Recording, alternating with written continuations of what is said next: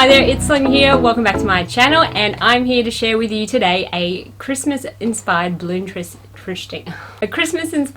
twisting design. If you're watching this before Christmas, I hope that you are having a wonderful, not too hectic lead up into it, and if this is after Christmas or in the lead up to 2022 Christmas, that you're going to find this design really helpful to you. I've had hardly any time to film any videos and I've missed you guys, and what's kept me busy is a little bit of sewing. In fact, here's some back in the corner that I'm going to do, as well as of course working full time and the Christmas period with children. Such fun. I'm actually going to be taking them to Flip Out a little bit later and editing this video while they have their fun. So the topic of the video is this sword, which is a candy cane sword, and here I've made it a little bit extra fun, as you do, by turning a pinch twist into a heart shape, so that really makes it quite adorable. Here it's an upside down heart. There's a couple of ways that you can finish off the sword design. If you're looking for quick and easy, you really can't go past this design, which has three flower petals here for you. So let's explore how to do each one. To do this design, you're going to need two 260s. For each, I'm going to inflate with about 20 centimeters or 8 inches uninflated tail.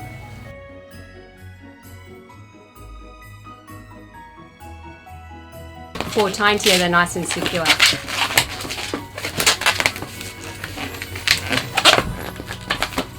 Making sure that's nice and firm because we're going to remove that. I like to use the cutter that's attached to my legenda, but it is getting a little bit blunt on the side. Now we're going to go ahead to then do a candy cane twirl. I've got a video that's going to show you how to do the candy cane twirl, so you're going to want to watch that if you're not so familiar with how to do the technique. As I start the twirl, I'm going to bring those in nice and close together, so just give me a crossover slightly. As I twirl, firmly pushing the balloons into each other, passing them from hand to hand.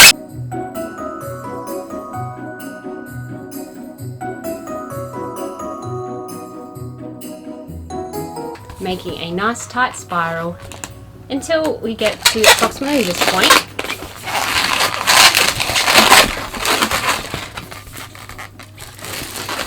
If the ends are more or less the same, go for the one that's slightly longer for this next part. So I'm going to do a 3-finger bubble, followed by a pinch twist,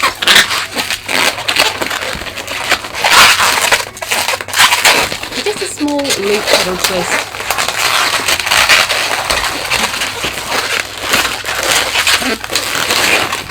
being economical with your size because you know you need to replicate it on the other.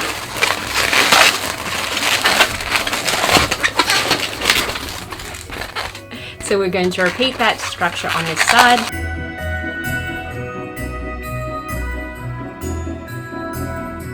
And once you've done that, just take your end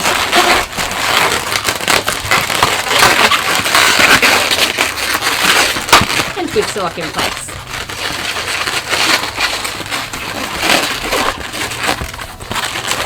Once you rearrange things, you'll have something that looks like this. This is a super fancy candy cane sword handle, in my humble opinion. It's not that fancy, but you know what, keep it simple, especially if you don't want to go into the busy twisted elements of the side, or you don't feel like you've got enough balloon to achieve that. I will just do 2 simple petal twists if that were the case. Coming to the next part, this is going to be our handle, and I like to finish this off simple? Similar to a pirate sword.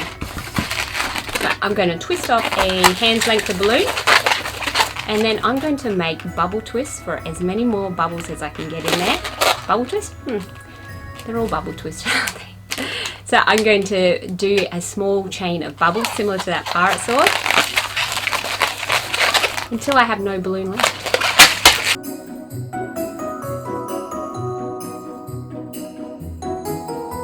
So here I have 6. Now there's a lot of uninflated balloon here, and if I could get more bubbles, believe you me, I would be doing more.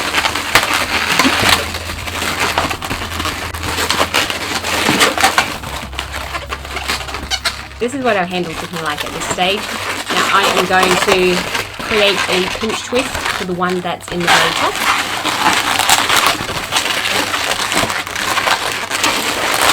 just to help make that design a little bit firmer. And I'm going to place it to the opposite side I have the chain of bubbles on.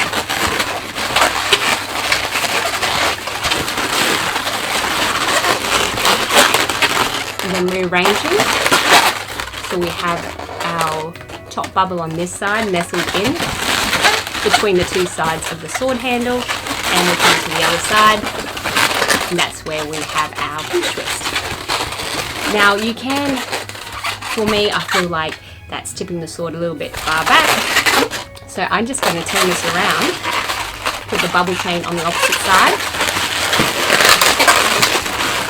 and use that pinch twist over here.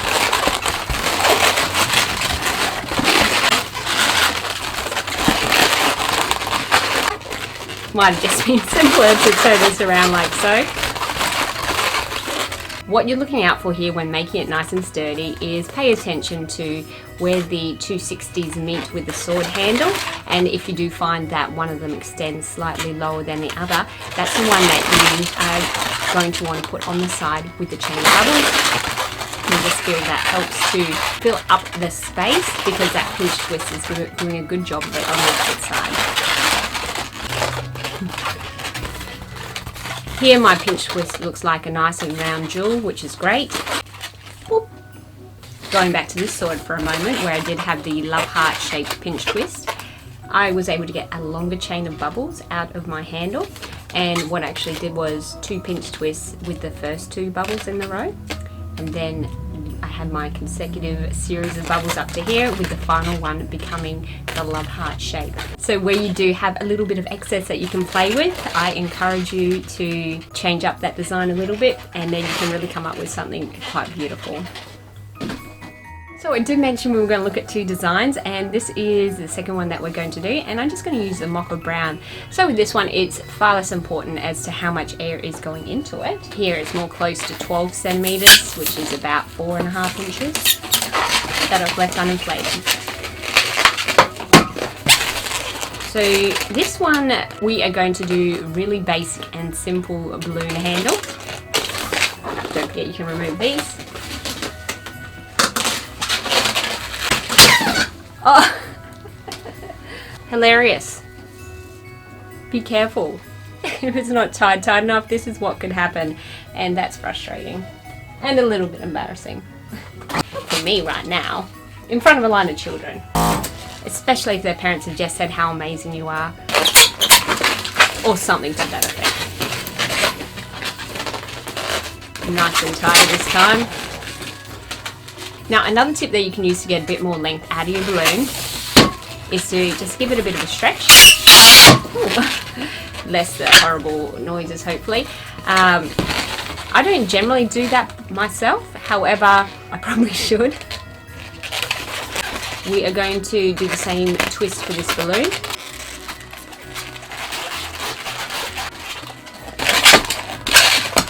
We're going to get to a similar point. Just making sure those are locked in nice and secure before going ahead to do 3 pebble twists.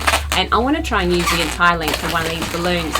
This time mine are actually looking pretty identical in length in terms of inflation. Use your instinct as to the sizes of your petals.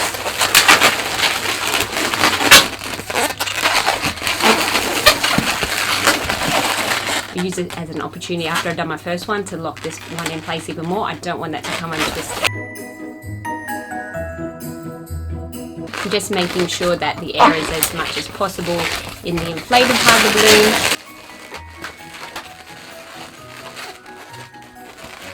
Just twisting that in place. Sorry, don't mean to stab my camera. There we go, like so. Alright, so then like before, we're going to do the same thing with our handle here. Twisting off about a hand's or palm's length.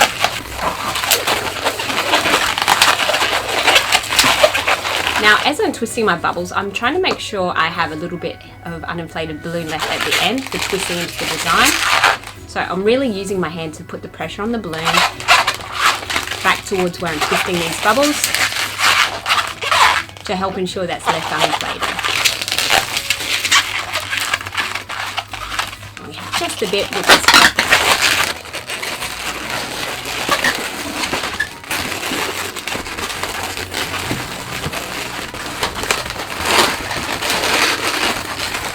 for this, because the element of the bubble chain is competing for space here, just play around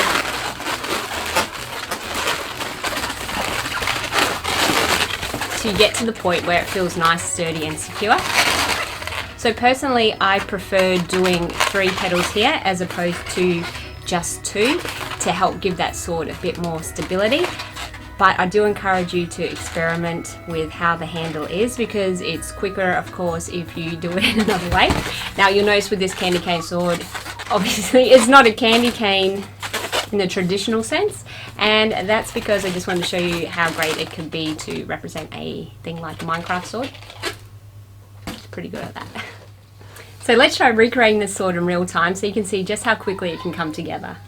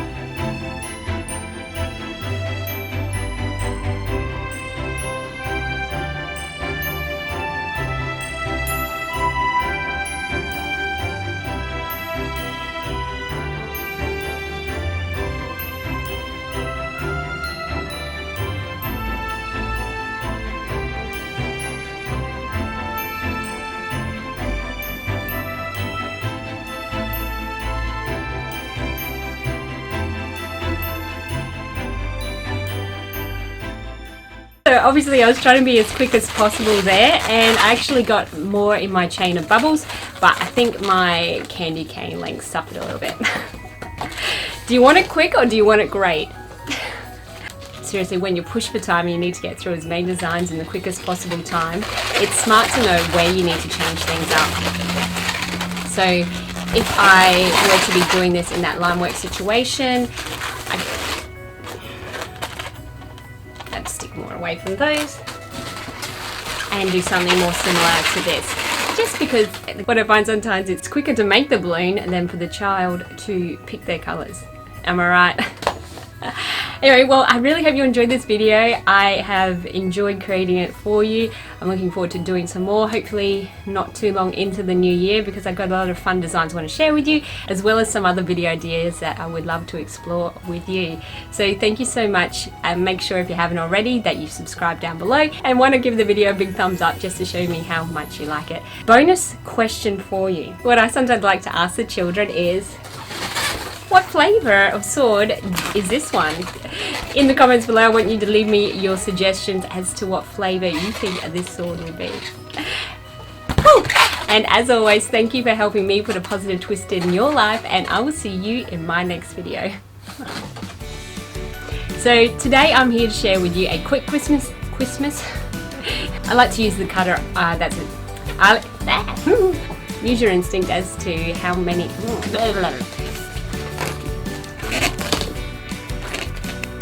So we're going to begin twirling these two. So as I start,